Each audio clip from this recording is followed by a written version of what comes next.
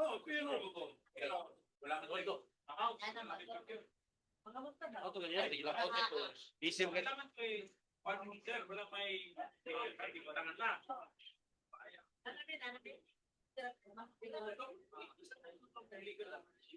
Wala mo mga classmate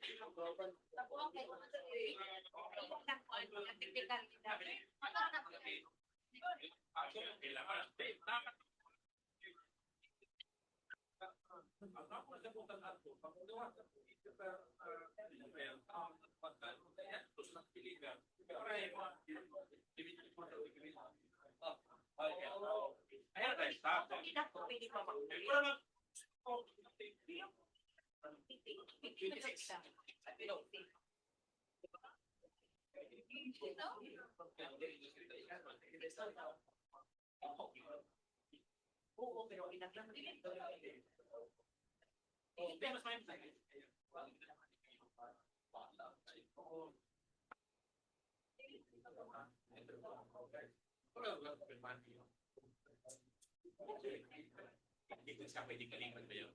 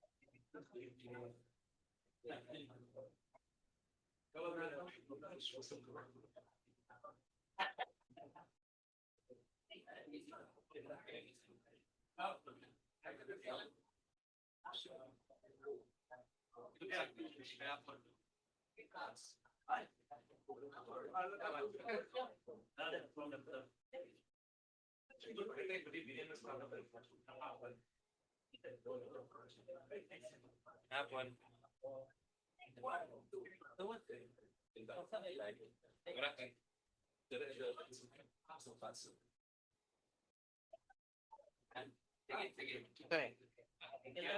Okay, sorry. Tama ka.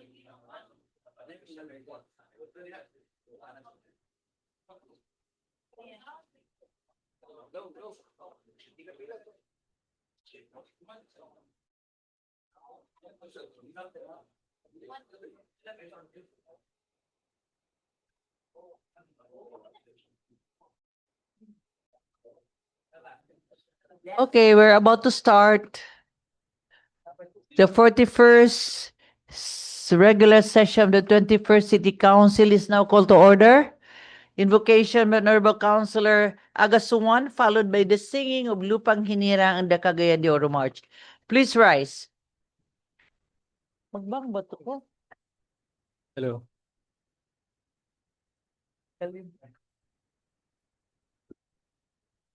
Hello. Hello. Hello. Let us be reminded that we are in the holy presence of God.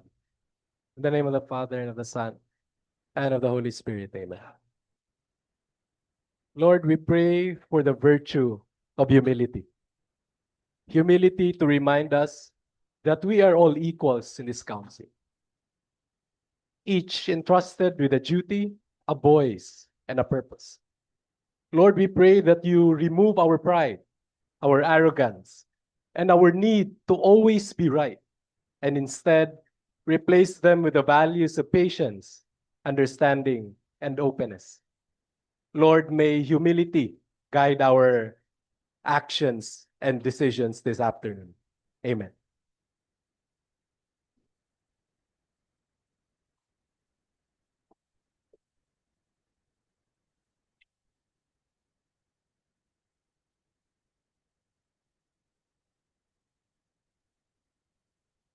Mga kababayan, ang pambansang awit ng Pilipinas.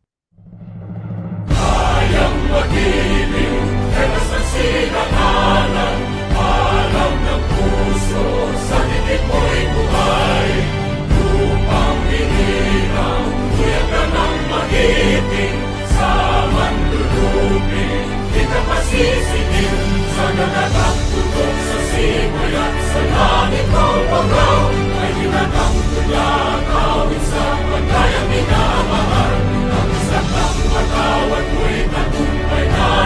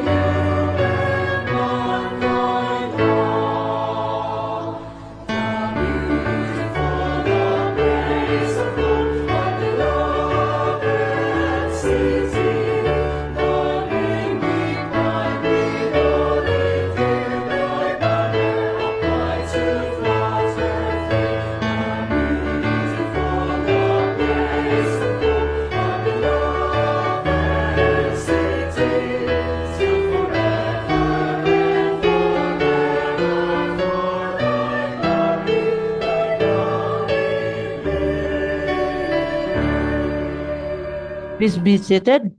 Mr. Secretary, please do the roll call. Honorable City Vice Mayor Jocelyn B. Rodriguez, Presiding Officer.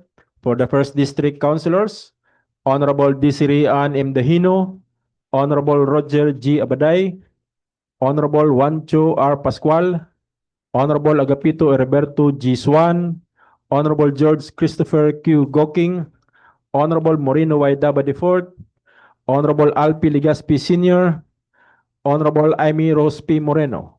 For the Second District Councilors, Honorable Ivuna Yasin B. Imano, Honorable Maximo T. Rodriguez III, Honorable Paulo Nicolo Gaani, Honorable Jelen Mercedes El Balaba, Honorable Yanlam S. Lim, Honorable Enrico D. Salcedo, Honorable Hilda Ong Ogo, Honorable Edgar S. Cabanlas. For the ex-officio members, Honorable Marlo L. Tabak, Liga ng mga Barangay President, Honorable Kenneth Jan D. Sacala, City SK Federation President, and Honorable Dat Roberto P. Cabaring, IPMR. There is quorum, Madam Presiding Officer. Quorum is hereby certified. Mayang hapon sa tanan. Of course, the honorable members of the 21st City Council, maayong hapon. Mayang hapon, our friends from media, our visitors are here right now. Those who are watching us via live stream. Maayong hapon. Maayong hapon, Majority Floor Leader. Wala pa. Nagmayang hapon pa ko. Of course, Mr. Secretary and the rest of Sanggunian members, Sanggunian staff, mayong hapon. So, kumusta inyong adlaw? Taas ba ang long weekend from Independence to Charter Day? Okay, so now we're back to work. So, Majority Floor Leader, the ever active Majority Leader of Sanggunian Panglungsod, Majority Floor Leader Attorney Edgar Cabanlas. Thank you very much to our dedicated and consistent Vice Mayor, Libot Rodriguez. Oh, Ay, sorry. Digid mo kakaunog lechon. May I? parado na ba? Yeah, may I let us all please stand up and sing. Nasa kong na, may imo kong ipa-remind. Let us sing a birthday song for Councilor Ali Gaspi to be led by, kasi wala pa, pataas ang kamot. Kasi wala pa. Ha? Okay. Si SK, Councilor Kenneth Sacala. Okay. All right. Look. Let us all sing a happy birthday to sa atong isa sa pinakagwapong City Councilor sa Dakbayan sa Cagayan de Oro, Tito Al Legaspi Sr. Okay. Happy birthday to you. Happy birthday to you.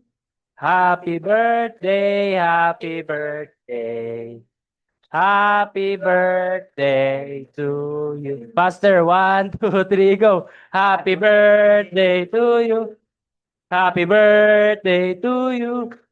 Happy birthday, happy birthday, happy birthday to you. Happy birthday dito. Okay, happy birthday, Councilor Ali Gaspi. How old are you? Cigarette. Okay, let us proceed. Majority Floor Leader. And good afternoon also to equally dedicated and sincere members of City Council, my peers, at the pride of Cagayan de Oro. Visitors we have in the gallery, members of the media, people of Cagayan de Oro watching us today, their respective social media outlets. May hapon sa tanan. Hapon. Sunod, Madam Chair, ang mukanta maayo gid ang atong birthday celebrant itatog ipakanta Ay, sakto. may kinamukanta. Kinsa may gusto magpakanta. Sunod na kay unya na. Unya na. Oo. So, Madam Chair, may I move to dispense the reading of the minutes of the previous regular session of this council on June 8, 2026 and consider the furnishing copies thereof as reading itself. Any second? Any objection? Hearing none, motion is hereby carried. Move to approve on second final reading. Second? Objection? Hearing none, motion is hereby carried. On the special report, portion of this session, we have two members of the City Council who intend to render special report. First, Councilor Ali Gaspi, the birthday celebrant. And on reinstitutional support for barangay disaster risk and management responders. And second would be Councilor Maximo T. Rodriguez III with regards request for the immediate construction of a new hall of justice in Cagayan de Oro City. May I request, Madam Chair, that Councilor Ali Gaspi be recognized first. Councilor Ali Gaspi, you have the floor.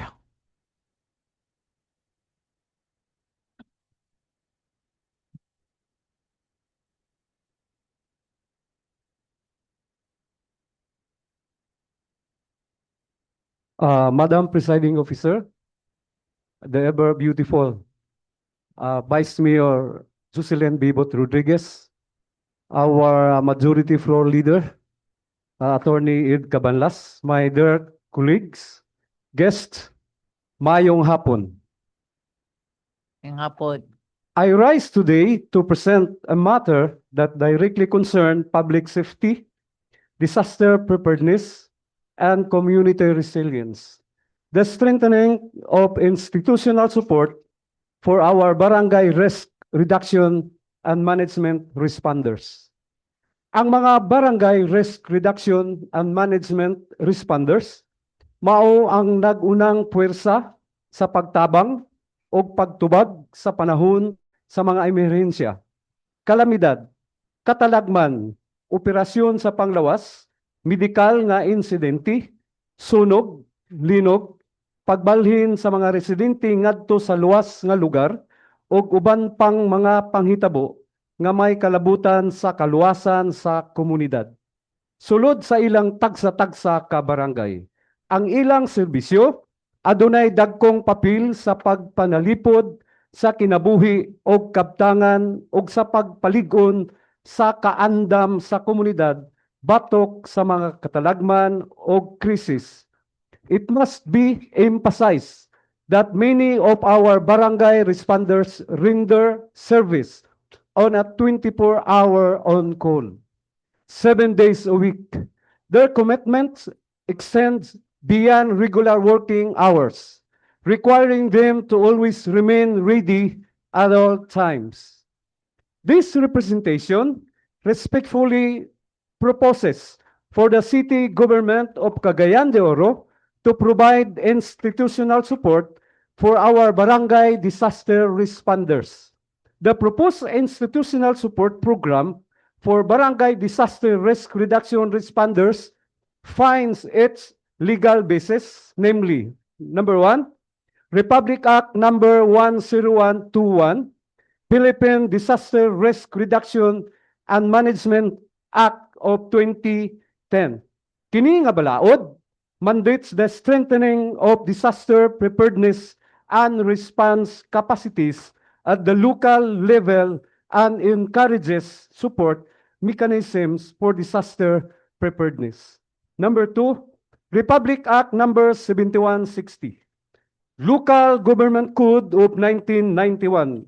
This code grants local government units the authority to promote the general welfare of their constituents and undertake measures necessary to enhance public safety, peace and order, and disaster preparedness. Possible sources of funding. The proposed institutional support program may be funded from any of the following sources subject to applicable budgeting, accounting, and auditing rules. Number 1, annual general fund appropriation of the city government. Number 2, local disaster risk reduction and management fund, particularly for capacity building training, equipment, and preparedness related activities. Atong mahinumduman nga ang mga barangays, limitado ang ilang panudlanan. Timaan niini minimal ang ilang mahatag nga honorarium sa ilang mga barangay risk reduction responders. Sa akong gihimo nga pagduki-duki, ang honorarium sa barangay risk reduction responders balor lamang sa 3,000 to 4,000 pesos matag bulan. Recognizing the significant and dedicated service rendered by barangay responders, it is respectfully proposed that each active barangay responders shall provided institutional support equivalent to 2,000 pesos per month. The support shall serve as assistance for communication expenses, emergency mobilization, and other related activities necessary in the performance of their duties. The grant of such support shall be subject to A. Accreditation and certification by the City Disaster Risk Reduction and Management Office. B. Active membership in the Barangay Disaster Risk Reduction and Management Team. C. Compliance with required training and emergency response activities. D. Availability of funds. E. Existing accounting, auditing, and budgetary regulations. I therefore respectfully urge this august body to endorse this proposal to the Committee on Peace and Order, Barangay Affairs, Ways and Means, the Local Finance Committee of the City Government to support the inclusion of this initiative in the city's fiscal year 2027 planning and budgeting process.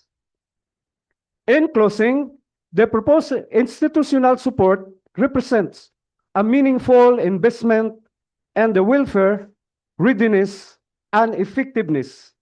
The provisions of modest but essential support.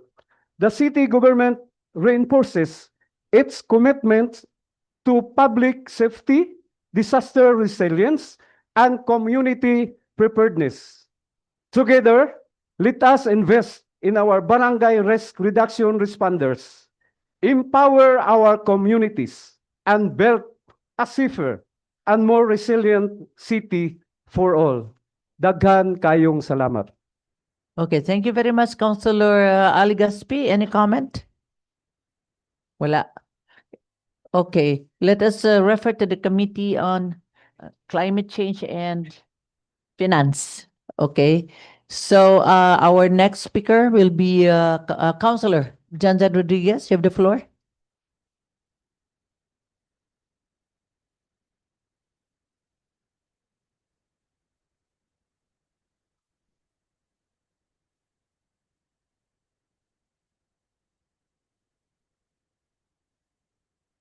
To our presiding officer, Vice Mayor Jocelyn Bebot Rodriguez, Majority Floor Leader Councilor Edgar Cabanlas, Minority Floor Leader Councilor Agasuan, ako mga kauban sa konseyo, esteemed guests, friends, and everyone watching via live stream. Mayong hapon. 11 years ago, a tragedy struck our city, exactly January 30, 2015. In an instant, our city's iconic Hall of Justice burned down, along with it decades of documents, artifacts, and spaces that have made their mark in the history of Cagayan de Oro. Despite this loss, the people of our city look at it at the bright side. This is a chance for us to either rebuild or establish a new Hall of Justice with hopes that it will strengthen our commitment to upholding justice at all times. However, after more than a decade, a rented commercial building still stands as our makeshift Hall of Justice. There's nothing about it that indicates the dignity and importance of our judiciary. In fact, was not for the signage saying Hall of Justice, people would not know that it houses our first and second level courts. Instead, what people see is an old, slightly rundown building with dark hallways due to non-functional light bulbs and inadequate sitting areas for people waiting for their day in court. Inadequate water supply, and sometimes affected by the routine, regular brownouts. Moreover, there is an obvious lack of security measures that can be implemented in place. Just this month, June 3, 2026, the Cagayan de Oro City Hall of Justice was used for the upcoming election protest hearings on the contentious 2025 mayoral elections held at the municipality of Dato Odin Sinsuat, Maguindanao del Norte. However, considering the hall's location at the corner of Masterson Highway and Macapagal Drive, as well as open architecture, safeguarding the area was very difficult, considering that one of the roots of this conflict was the killing of election officer Attorney Maceda Abo and her husband. Heightened security was in order, yet when securing the area on a normal day is very difficult. How much more would it be when a high-tension election-related court proceeding takes place? It must be remembered that on May 17, 2022, high-ranking officials of the Philippine judiciary conducted a site inspection of the proposed location for a new Hall of Justice. Its proposed location was going to be at the barangay in Dahag, Taguanao, this city. However, 4 years on, the only indication that there was something to be done was the Supreme Resolution AM number 18-09-11-SC, dated February 11, 2026, where the Supreme Court approved for the awarding of a contract for project management consultancy services for the purpose of constructing a new Hall of Justice in Cagayan de Oro City. Additionally, Congressman Rufus Rodriguez of the 2nd District of Cagayan de Oro, who is himself a lawyer, filed bills during the 18th and 19th Congress seeking for appropriations that will use for the construction of the new Hall of Justice amounting to 2 billion pesos. It is disheartening to know that CDO is hailed to be a high urbanized city and long regarded to be the gateway to Northern Mindanao. And yet, something so crucial to its longevity and stability is constantly overlooked. Society cannot function properly without systems for upholding accountability and the pursuit of justice. I believe I speak for the majority of Cagayanons when I say na dili matihungdanon na wala ta insakto na korte. Ang dignidad sa hudikatura, ang pribasya, o sa mga kaso, o gikasuhan, o labaw sa tanan, ang kaluwasan sa atong mga huwes, o ilahang mga kauban sa buhat, dili sigurado kung ipadugay pa nato kini nakahimtang diri sa syudad. Thus, Madam Chair, I respectfully move that we, the 21st City Council, file a resolution urging the Supreme Court of the Philippines to immediately commence the implementation and construction of our new Hall of Justice here in Barangay Indahag, this city. Moreover, I would like to emphasize in the said resolution how we as a local legislative body give this matter high importance. Gani, sa pagstorya namo sa atong Cagayan de Oro Judicial Complex Construction na headed by our Judge Abudiente, upat kabok ang gihatag kanako na mga updates. Una, the detailed architectural and engineering design, DAED, is currently in its finalization stage. Ang ato pong detailed architectural and engineering design is outsourced, not handled directly by the Supreme Court. Second, contractor status. The contractor engaged for this project is also currently working on other projects with the Supreme Court. So medyo busy gid ay. Third, project committee. Nanay dedicated committee has been constituted to oversee the construction of judicial complexes in CDO, Dini, Cebu, and other locations. And lastly, number 4, the procurement process for the construction contractor will begin immediately after the katong pinakauna na update, after the detailed architectural and engineering design is finalized. So I urge you, my dear colleagues, to give your unequivocal support to this endeavor. We all know that it will not be an easy fight, but for the good of everyone who stand to benefit from the improvement of our whole of justice, we must be firm and decisive. Gani, bago na nanawag po si Congressman Rufus, kung nanatay resolution gikan diri sa atong konseyo, iyan ay attach dito kay siya mismo personal mo ato sa Supreme Court para sa pag-follow up sa kining project. Atong dumdumon na ang katawhan una sa tanan. Salamat, subli, may hapon nga natong tanan. Okay, thank you very much. Yes, Councilor Roger Abaday, you have the floor. Thank you very much, Madam Presiding Officers, our colleagues, and people who are watching us this afternoon. A very nice proposal and report of Councilor Janjano with regards to the immediate construction of our city, whole of justice. No? Di kata mga contempt na atong sigisihiwan sa Supreme Court. Preparado naman tanan, di ba? Everything is, anyway, joke lang itong ako, no?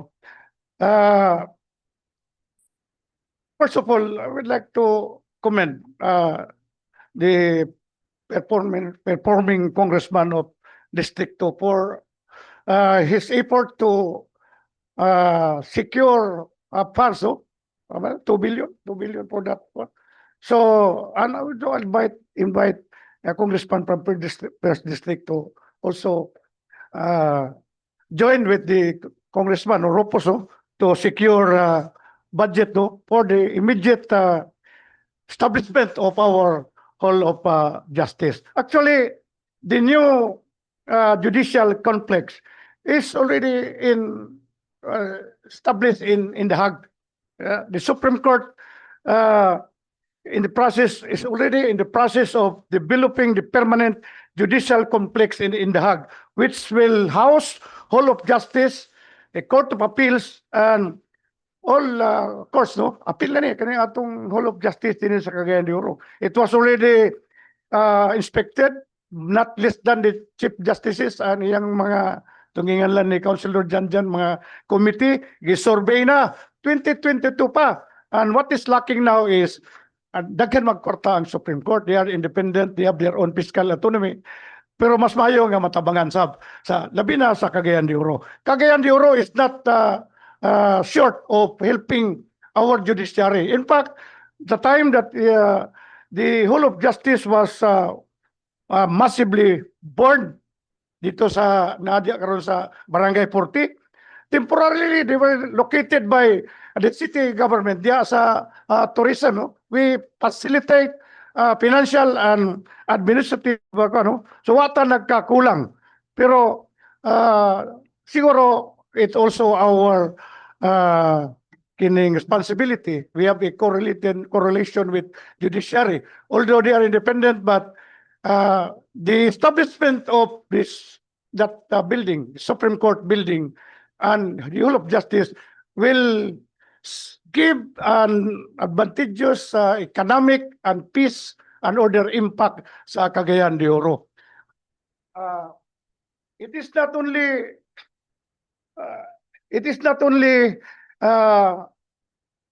the Hall of Justice does not only serve as a building for legal proceeding, but it acts the anchors for a city's governance, safety, and commercial viability. So what is this peace and order, impact of peace and order?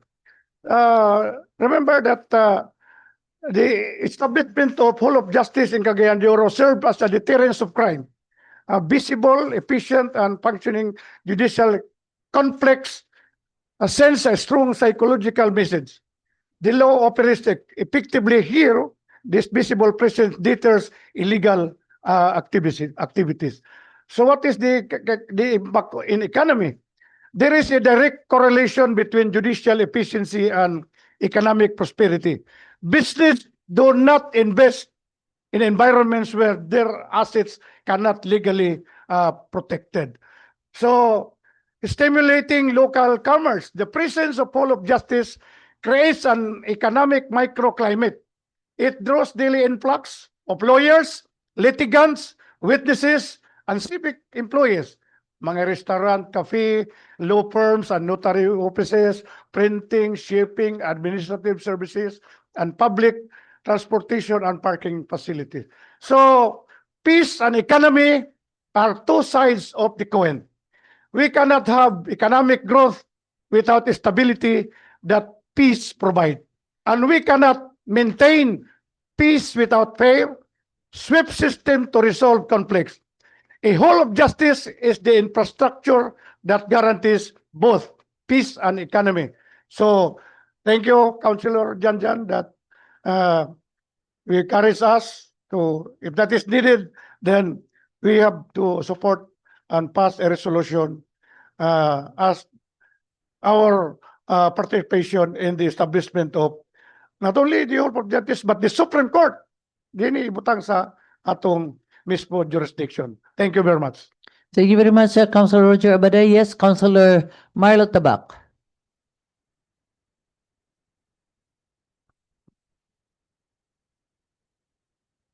Thank you, Madam Presiding Officer, Minority Floor Leader and Majority Floor Leader, and the rest of the members of the City Council. I giving my salute to the reporter this afternoon and congratulating sa iyahang maayo kay nga hunahuna. Ang establishment sa atong justice complex, dili lang ni pabor sa atong mga huwis, mga lawyers, kundili pabor ni sa tanan nga mga kliyente. Kaysa atong naibawan ang complex diha na mabutang tanan, pati ang prosecutors, ang PAO. So ang atong mga kagayanon nga mga mobisita sa legal nga pamaagi dili na magkasidiya og labaw sa tanan ang atong mga opisina sama sa city prosecutor, sa PAO, atong korte, ang Court of Appeals, hantud karon nagsige pagrenta sa usa ka dako nga syudad susama nato kinahanglan nato og usa ka lugar nga disente alang sa pag-discharge sa atong hustisya. Og labaw sa tanan, Madam Chair, kami nga mga barangay officials nga halos kada semana naa sa korte tungod sa mga kaso nga ipasumbong diya sa implementation sa anti-drug campaign sa atong syudad, mga kagawad, init kaayo, luoy kay magulat, usab diya sa gawas kung atong makitaan. Usahay makaingon na lang kita nga naay mga barangay sa dakbayan nga mas nindot pa ang ilang opisina kaysa opisina sa atong mga huwis. I will support the committee report, the special report of Honorable Junjun Rodriguez if this council may pass a resolution. Thank you, Madam Presiding Officer. Thank you very much, Councilor Marlo Tabak. Yes, Councilor Joylene Balaba.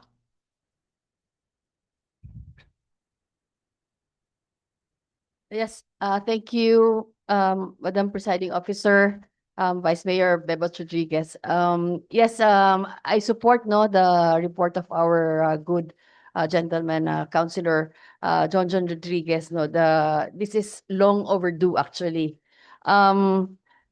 Based on what I have read or searched sa Google, May 24, 2022, na Supreme Court justices visited Cagayan de Oro City to check the site where the Hall of Justice and the Court of Appeals or the judicial complex will be established. So 2022 yun siya. So unsay tuig na karon 2026. So what happened during those times? So I think we should also really push for this. This is, yes, like what I've said, this is long overdue, and the resolution which we may draft should be indicate there na dugay na kaayo ni siya. It's there. Okay.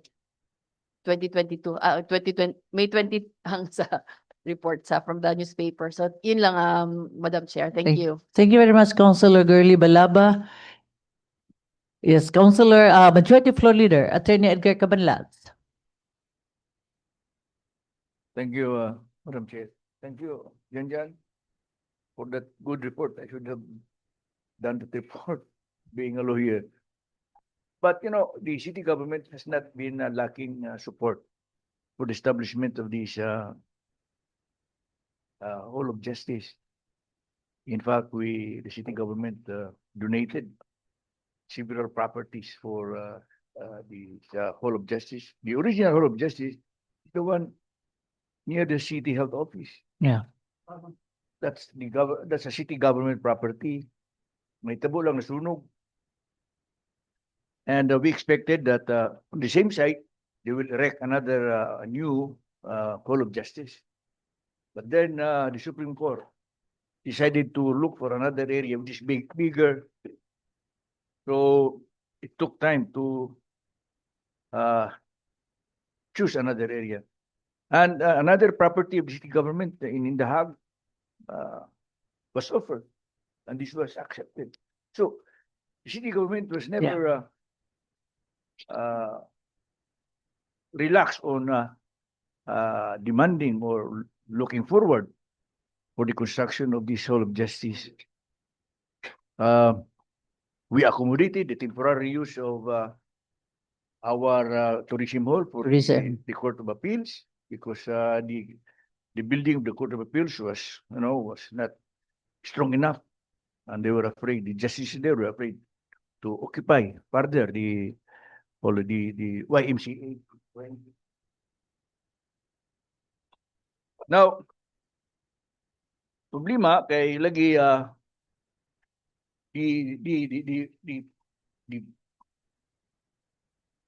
the size of the building or the size of the structure that will house the so many courts, from the city courts to the RTC, and there was a plan to unite to have one structure where we can put the RTC, the municipal courts, the city courts, and the Court of Appeals.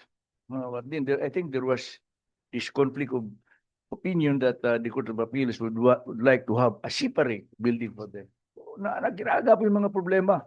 And with the lawyers, we demanded for the early construction of this, because it's very inconvenient. Correct. Very inconvenient. Now, lawyers, when the Court of Appeals was here at the downtown, lawyers put their offices there. Now this in the uptown, lawyers also transfer their offices. Labad ulo.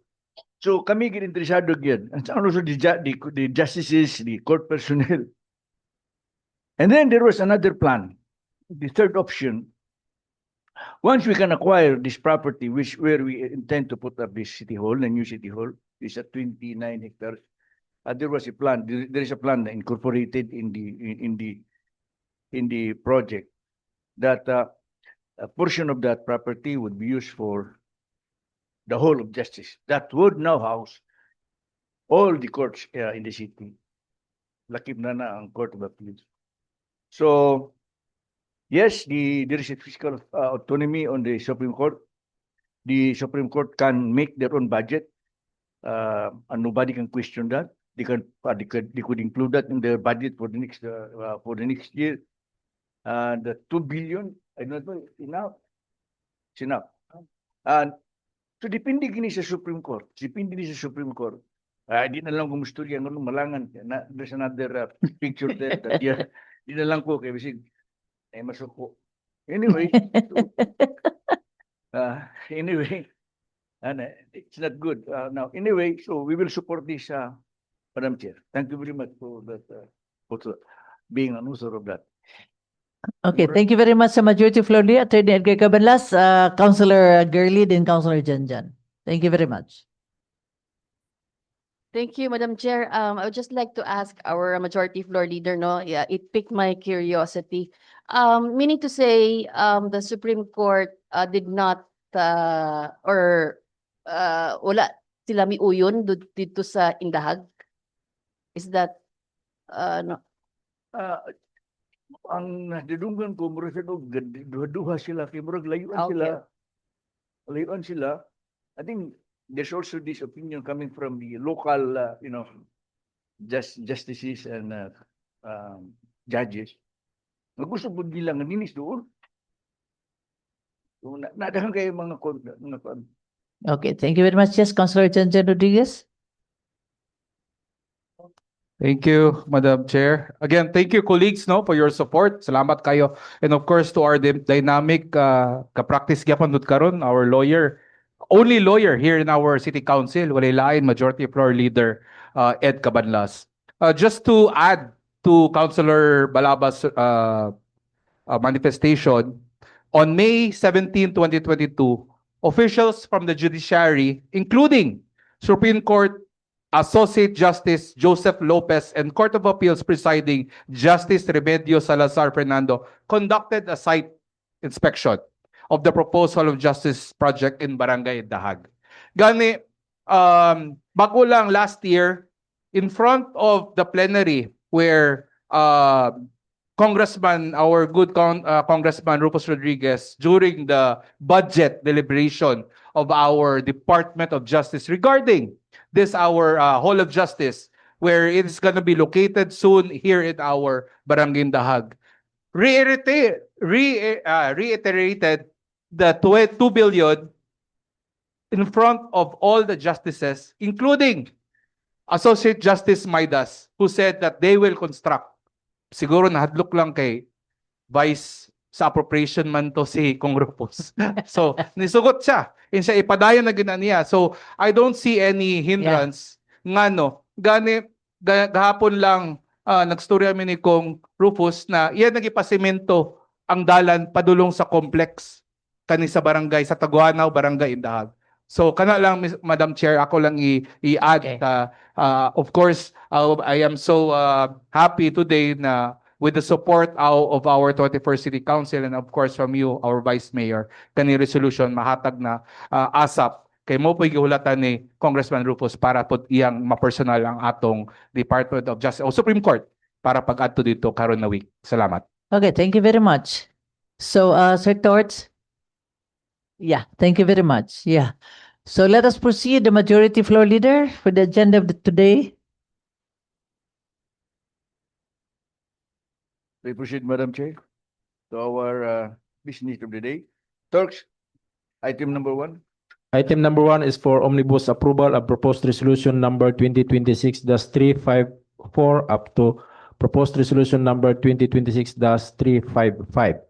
Declaring as operative in their entirety effective in the date fixed therein, the Heren Sangguniang Kabataan resolutions covering the respective annual budget for calendar year 2026 of the Heren mentioned Sangguniang Kabataan of the barangays of Cagayan de Oro City, to wit: A. Resolution number 2026-003, series of 2026 of the Sangguniang Kabataan of Barangay number 24 with an estimated income of 1,404,756 pesos. And B. Resolution number 002, series of 2026 of the Sangguniang Kabataan of Barangay number 12 with an estimated income of 432,912 pesos. Madam Chair, may I request Councilor Kenneth Jan D. Sakala be recognized. Councilor Kenneth Sakala, you recognize? Thank you, Madam Chair. I move to approve proposed resolution numbers 2026-354 and 2026-355. Thank you. Any second? Objection? Hearing none, motion is hereby carried. Move to approve on second final reading. Second? Objection? Hearing none, motion is hereby carried. Number 2, proposed resolution number 2026-356, adopting the order of the Committee on Ethics and Blue Ribbon on BR case number 2024-10, entitled Mr. Santiago Lim versus Honorable Pipe Larede, Barangay Kagawad, Barangay Lumbia, respondent for abuse of authority, grave misconduct, and conduct unbecoming of public official, dismissing the said case for lack of merit. May I request Councilor Roger Abada be recognized. Councilor Roger Abada, you recognized. I am favorably propose the approval of the resolution number 2026-356. Any second? Objection. Hearing none, motion is hereby carried. Move to approve on second final reading. Second? Objection. Hearing none, motion is hereby carried. Item 3, proposed ordinance number 2026-285, appropriating the sum of 61,146 pesos and 12 centavos from the item non-office general public service sector, special purpose fund terminal leave benefits, monetization of earned leave credits earmarked for Ms. Sol Tongko, Administrative Assistant 6, Office of the Sangguniang Panglungsod, City Secretary, DCT, in the 2026 annual budget to be made available for the payment of terminal leave pay of Mr. Kim Roger Lapot, former local legislative staff 1 casual of said office, who resigned from public service effective August 1, 2025. May I request Councilor Des Dahino be recognized. Councilor Des Dahino, you recognize. Mayong hapon, Madam Chair, mayong hapon sa tanan. I move for the approval of proposed ordinance number 2026-285. Any second? Objection. Hearing none, motion is hereby carried. Move to approve on second final reading. Second? Objection. Hearing none, motion is hereby carried. Item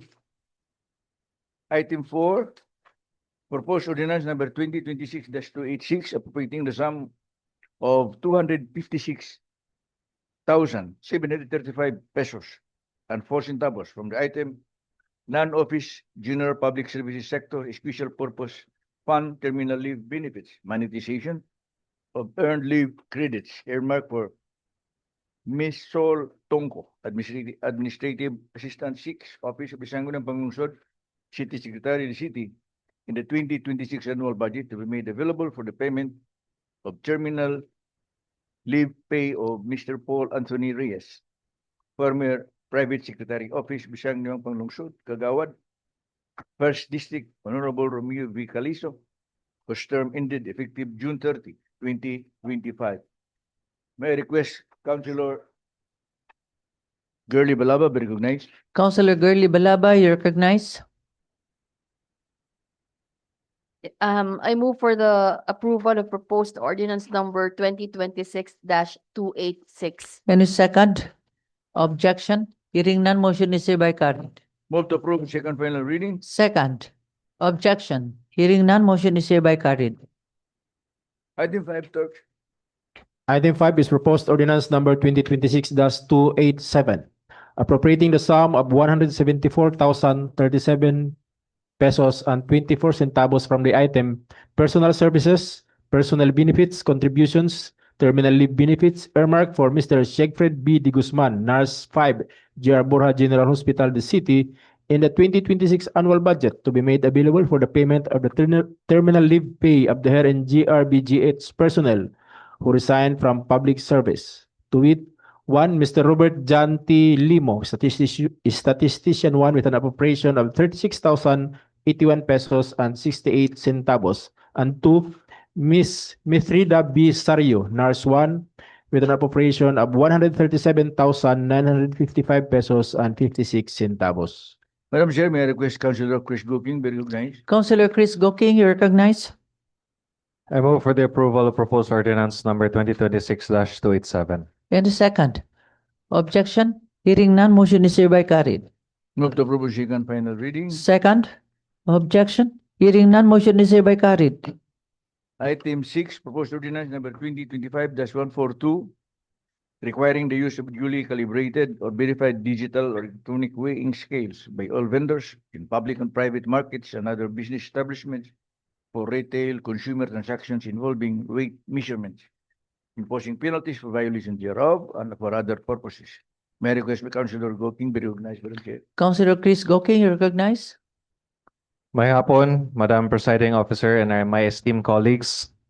So I'd like to give a brief concluding speech for the approval of this ordinance.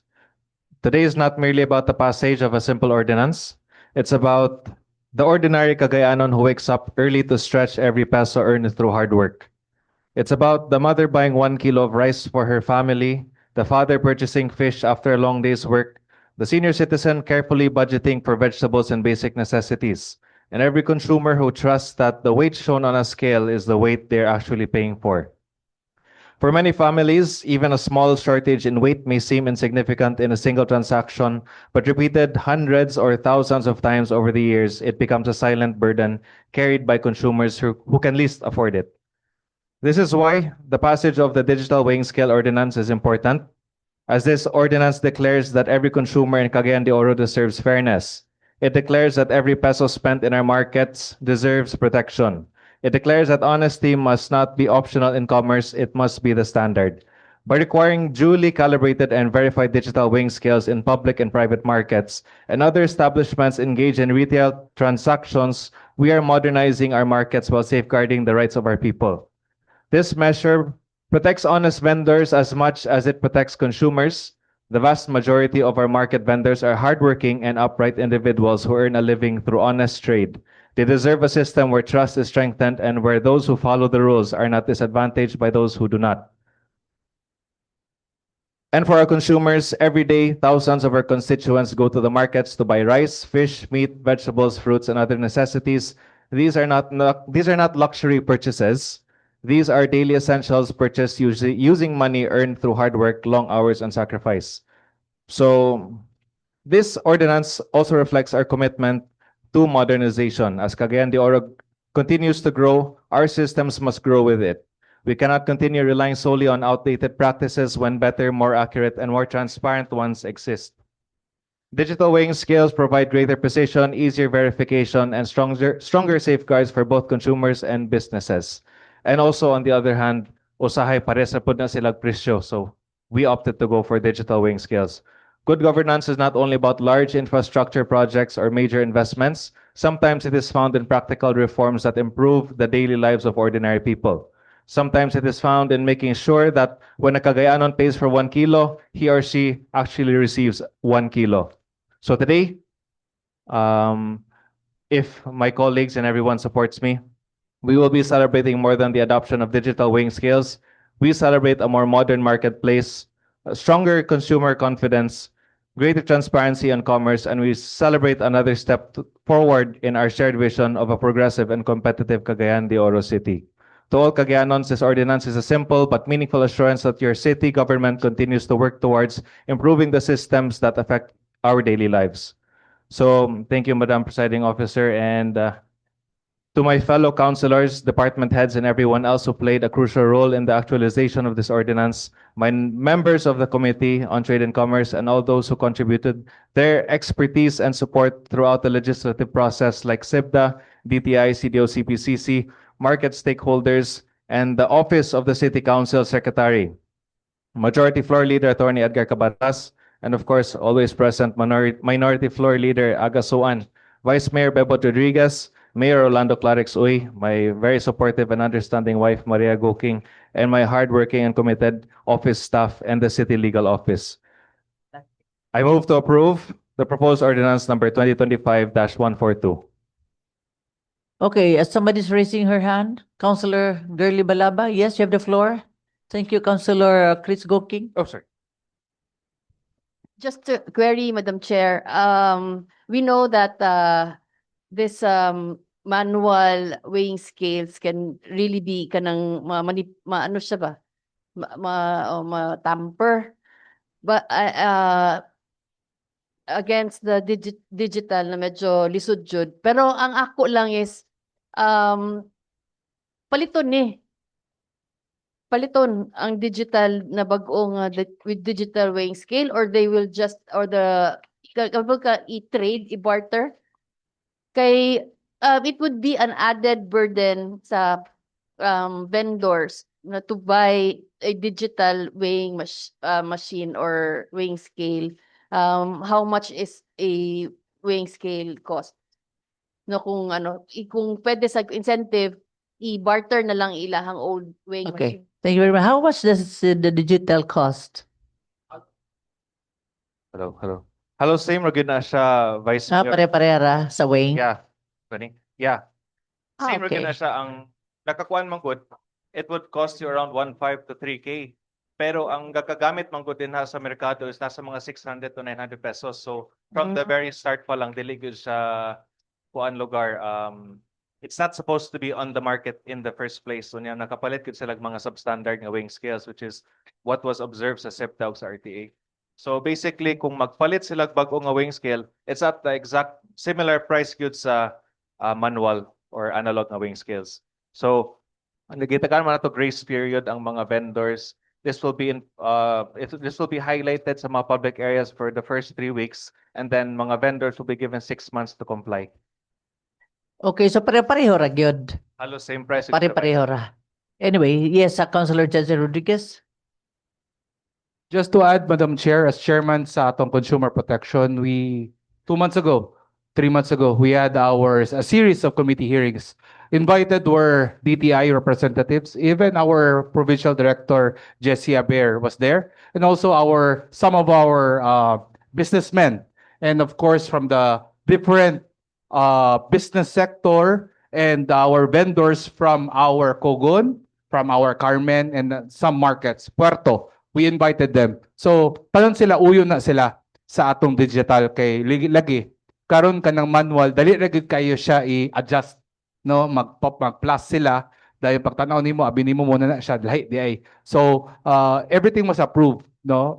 Especially from we had our series of consultations from the different government offices as well as our private sector, our business group, which is very important. So, kudos to our chairman, no, sa atong trade and commerce, our active, young, energetic also as well, Councilor Chris Gokig. Thank you. Thank you very much. Yes, Councilor Chris Gokig. I forgot to add kay karon pa ni talab ang kape ni Councilor Janjan nga gihatag gikan sa Vietnam.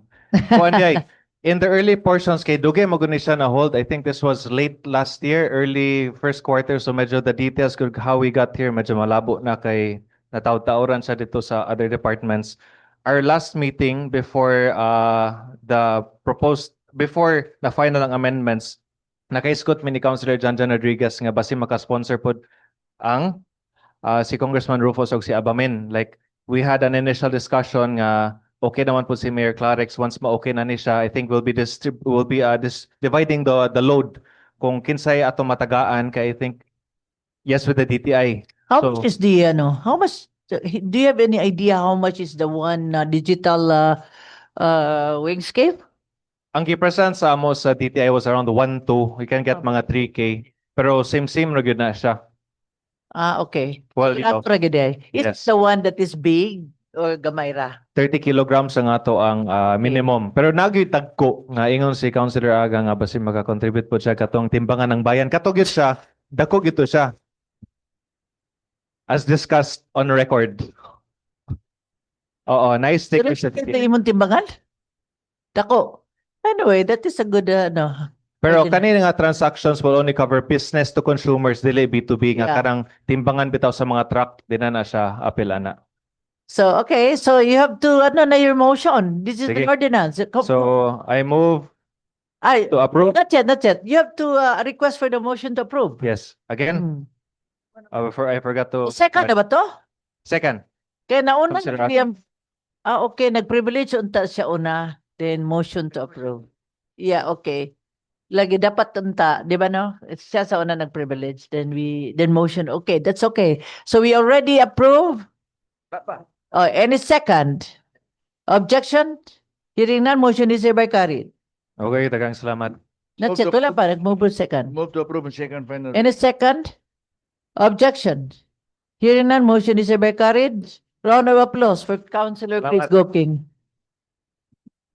Item 7, proposed ordinance number 2026-288, approving the simple subdivision plan of lot 3891-A-8, PSD 10-064587, with an area of 1,956 square meters, located in Barangay Carmen, the city, containing 2 lots, as applied for by Ms. Marilyn Macabuak, represented by Mr. Nick Ligaspi Barton, subject to the compliance of the conditions imposed by the City Housing and Urban Development Department, Office of the City Planning and Development Coordinator, and the Office of the City Engineer all of this city. May I request Councilor E.B. Mano, very nice. Councilor E.B. Imano, you're recognized.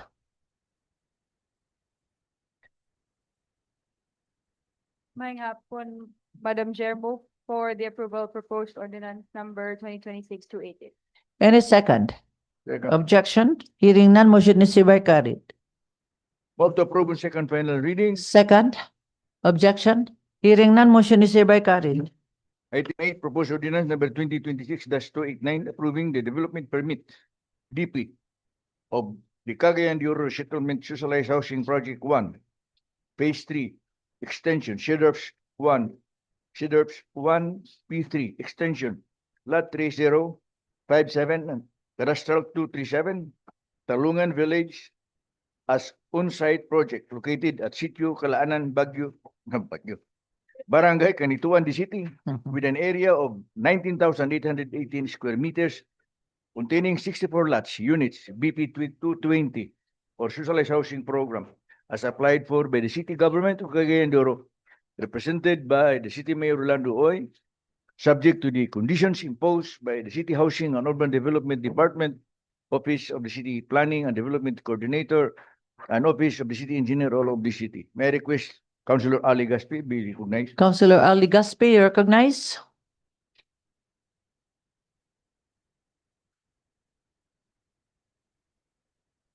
I move for the approval of the proposed ordinance number 2026-289. Any second? Objection?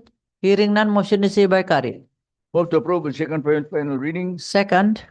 Objection? Hearing none, motion is hereby carried. Item 9, proposed ordinance number 2026-290, approving the preliminary subdivision development plan, PSDP, of the subdivision project of Francis Memorial Parents Foundation, FMPI, located at Sacred Heart Village, Barangay Carmen de City, with an area of 19,698 square meters, containing 76 lots, units, BP 220, as applied for by Mr. Nestor Viado, FMPI President, subject to the conditions imposed by the City Housing and Urban Development Department, Office of the City Planning and Development Coordinator, and the Office of the City Engineer of all of this city. May I request, Madam Chair, that Councilor Marlo Tabak be recognized. Councilor Marlo Tabak, you recognize?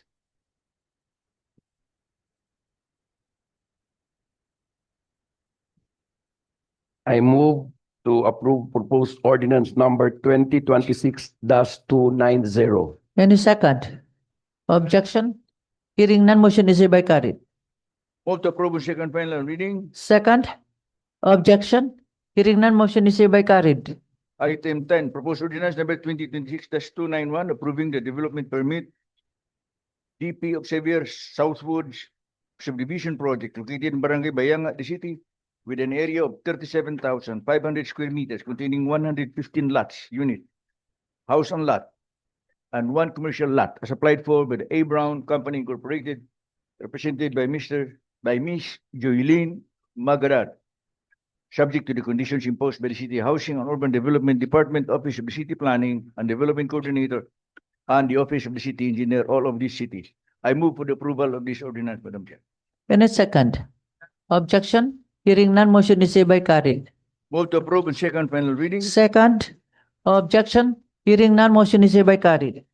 Item 11, proposed ordinance number 2026-292, appropriating the sum of 61,341 pesos from the savings of the item personal services, salaries and wages, regular under item number 26, project development officer 2 of the City Housing and Urban Development Department, the city, for the period January 1 to 31, 2025 to February 1 to 28, 2026, in the 2026 annual budget to be made available for the payment of the unpaid salaries and other benefits of Mr. Emilio German.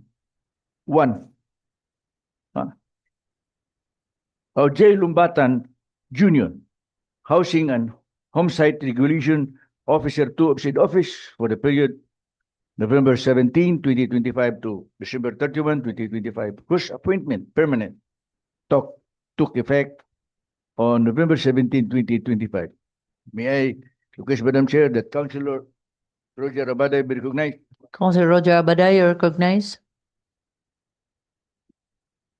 I move that the proposed ordinance number 2026-292 be approved. Second.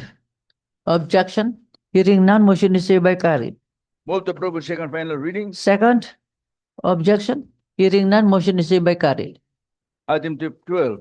Proposed ordinance number 2026-293 appropriating the sum of 18,341 pesos and 50 centavos from the savings of the item personal services, salaries and wages regular under item number 15 Administrative Assistant 1 of the City Housing and Urban Development Department, the city, for the period January 1 to 31, 2026 in the 2026 annual budget to be made available for the payment of the salary differential of Ms. Willowin Lonoy, Housing and Homesite Regulation Officer 2, June, for the period November 3, 2025 to December 31, 2025. May I request Councilor Amy Moreno be recognized. Councilor Aimee Moreno, you recognize. Mayong hapon, I move to approve proposed ordinance number 2026-293. And a second. Objection? Hearing none, motion is hereby carried. Item 13, move to approve on second and final reading. Second. Objection? Hearing none, motion is hereby carried. Item 13, proposed ordinance number 2026-294 appropriating the sum of 70,110 pesos from the item non-office general public services special purpose fund terminal leave benefits monetization of leave credits earmarked for Ms. Gemma Yango, Administrative Aid 6 Office of the City Public Service Officer, this city, in the 2026 annual budget to be made available for the payment of terminal leave pay of Mr. Jonico Bose, Administrative Aid 1 Casual of the Office of the City Public Services Officer for service ended last June 30, 2025. May I request Councilor Janjan Rodriguez be recognized. Councilor Janjan Rodriguez, recognized. Move to approve proposed ordinance number 2026-295. Any second? I Sorry, saw Madam four. Chair, 294. Any second? I saw the board. Any second? Objection? Hearing none, motion is hereby carried. Move to approve the second final reading. Second? Objection? Hearing none, motion is hereby carried. Item 14, Turks. Item 14 is proposed ordinance number 2026-295, appropriating the sum of 224,744 pesos and 61 centavos from the item non-office general public services special purpose fund terminal leave benefits monetization of leave credits earmarked for Mr. Rizalino Arbor Lagdatan, Department Head 2, Office of the Roads and Traffic Administration, this city, in the 2026 annual budget to be made available for the payment of the terminal leave pay of the herein specified personnel of the Office of the Roads and Traffic Administration, to wit, A. JCC Halagat, Traffic Aid 1 with an appropriation of 80,554 pesos and 94 centavos, and B. Marlito B. Mondelo, Traffic Aid 1 with an appropriation of 144,189 pesos and 67 centavos. Madam Chair, may I request Councilor Gigi Go be recognized. Councilor Gigi Go, you recognize.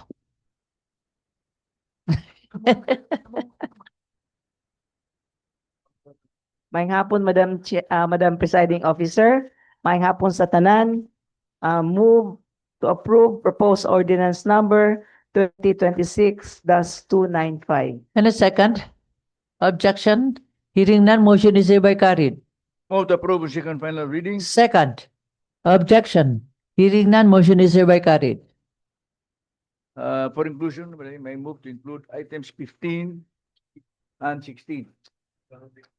16. And a second? Objection? Hearing none, motion is hereby carried. Item 15, Turks. Item 15 is proposed ordinance number 2026-296, authorizing the Honorable City Mayor Rolando A. Uy, representing the city government of Cagayan de Oro, to file the application for issuance of special patents with the Department of Environment and Natural Resources, Regional Field Office Number 10, covering the herein specified properties of the city government, and to sign the necessary request forms, applications, documents, and other pertinent requirements related thereto, to wit: 1. Cadastral lot number 227 CAD 369 located in Barangay Tagpangi under tax declaration number G-176695 with an area of 740 square meters. 2. Lot number 33 GSS 10-000025 located in Barangay Bisigan under tax deck number H-154382 with an area of 23,179 square meters. 3. Lot number 20557-72 CAD-10-016493-D located in Barangay Mambuaya under tax deck number H-153199 with an area of 643 square meters. And 4. Lot number 20557-71 CAD-10-016493 located in Barangay Mambuaya under tax declaration number H-153200 with an area of 262 square meters. Madam Chair, may I request Councilor Jing Daba be recognized. Councilor Jing Daba, you recognize? Good afternoon, Madam Chair. Listen, listen. Good afternoon, eyes to the board. Good afternoon, Madam Chair, Majority Floor. I move for the approval of proposed ordinance number 2026-296. Klaro ha? Klaro ha? Naminaw, magugo, Madam Chair. Any second. Objection? Hearing none, motion is hereby carried. Madam Chair, move to approve on second final reading. Second. Objection? Hearing none, motion is hereby carried. Item 16, proposed resolution number 2026-357, earnestly requesting the Supreme Court of the Philippines to immediately commence the implementation and construction of the new Hall of Justice in Cagayan de Oro City to ensure safe, secure, adequate, and dignified working conditions for judges, court personnel, lawyers, litigants, and the general public. May I request Councilor? And all members? And all members? Yeah. Moved by Unanimous. President. Otherwise? Unanimously move and unanimously seconded. Yeah. Tempa, ang sa'yo na ni? Naglibog ko. Manifestation? Yes. Yes. Councilor Roger Abaday? My colleagues, no. This is not an opposition. We are addressing our resolution to the highest court, and we are telling them to immediately commence. Is it not that this will not slight the justices that we are telling them immediately? Can we not? Wala may nakabutang immediately. Na Ernie is requesting immediately commence immediately the comment. implementation. The implementation. Angay mo po na immediately. Yes, but remember that they are independent branch of government, and we are telling them to. Yeah.